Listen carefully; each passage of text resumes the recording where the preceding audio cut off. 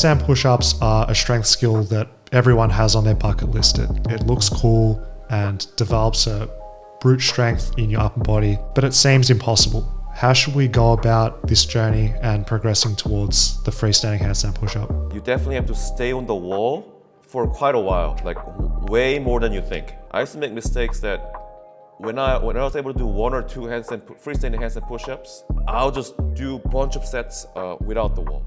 You might have the same. You might have felt the same. Exact same. Just want to just do freestanding all day. Yeah, just one, fail, try again. Maybe the next one, you success. I was failing because I was failing at the balance. You're just not going to see a ton of handstand push-ups with the wall because it's boring. It doesn't look cool. So, but the reality is, in practice, these teachers, coaches, the people that you admire doing these handstand push-ups have probably spent time doing wall handstand push-ups just to build a surplus of strength. I didn't realize that until like much later in my journey. But yeah, I used to think all the time, oh, like my handstand is really good. Like, why am I failing? Should people use back to wall or chest to wall? I'll prefer back to wall nowadays because chest to wall wastes a lot of strength of going up and going down. But with the back to wall, you already have set the hands where you want to be. Even if you crash or if you fail at your last rep, it's much easier to come down if your back's facing the wall versus your chest is facing the wall. But I agree, Dan. I think that the back to wall used to be demonized because you turn into a banana. Banana back to wall handstand push-up. And we just kept going with that as a calisthenics community because that's what someone said, and then we just kept repeating that over time.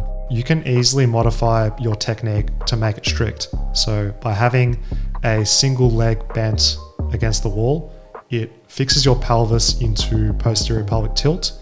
You'll keep your ribs down and you actually won't arch your back, and you can make it really demanding on the anterior delts without any compromise. So it's a great general mass builder for the pecs, delts, triceps, which are heavily involved in handstand push-up. Yeah, so only thing you need to watch for when you're doing the back to wall is that don't get your torso to be vertical on the way down. But if you're trying to build a freestanding handstand push-ups, make sure your body is in an angle. So you're not trying to get into a headstand, but your forehead has to be down and then your body has to be in a little bit of an angle. An easy way to take care of your technique with back to wall handstand push-ups: go a distance from the wall that allows you to lean forward and get your head between your hands in a tripod shape, so the head is slightly in front.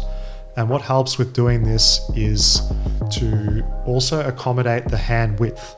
So if you go super wide with the hands, you can just flare your elbows and go straight up and down, which there's some limitation with that with carryover to the actual handstand push-up. Can be debated that it's a bit more dangerous on the shoulder joints. So put simply, back to wall handstand push-up, go shoulder width or slightly wider. It allows you to tuck your elbows in more of the scapular plane, and you'll end up as a result leaning forward and doing the back to wall handstand push-up as you should. Don't just do the strength part, but make sure to practice the balance part as well. I haven't touched the freestanding handstand push-up in some time, and it really highlighted how there's the component of skill that needs to be built in again. I can do a handstand. I've got enough strength to do handstand push-ups, but combining the two makes your body freak out if you haven't been accustomed to it. It was funny, Dan goes to me, hey, can we just do some parallel handstand push-ups? And I was a little bit hesitant to do that because I hadn't practiced that in a while. I'd spent more time on the floor than I did with parallettes. And we can really see in the reps that we were doing, myself in particular, a little bit more shaky. The body's not as comfortable with that strength balance in that. So strength is specific, you need to build up to that, but you also have to have the components before you immerse yourself in the difficult. Weights have become a lot more popular for getting stronger for handstand push-ups. Why is this the case? I like having calisthenics as my main workout and then add dumbbell work as an accessory. The biggest reason why I'm using weights is to make each of my arm independent so that I can work on each of the stabilizer without leaning to one side, one of my stronger side. If I were to do like a standing dumbbell press, I'm also utilizing my core, my entire body to press up. So I need to figure out some kind of way to isolate my shoulders. And the easiest way is to just lean on the bench, making sure your back's nice and flat, and then do a press to imitate the handstand push-ups. Using weights as a supplement for symmetry, side to side, also working on the stabilizers, which don't get targeted as specifically with handstand push-ups, and then using weights as a secondary exercise to feed into the main goal being handstand push-up. Enjoy the journey, legends, and I'll see you next Fitness FAQs video.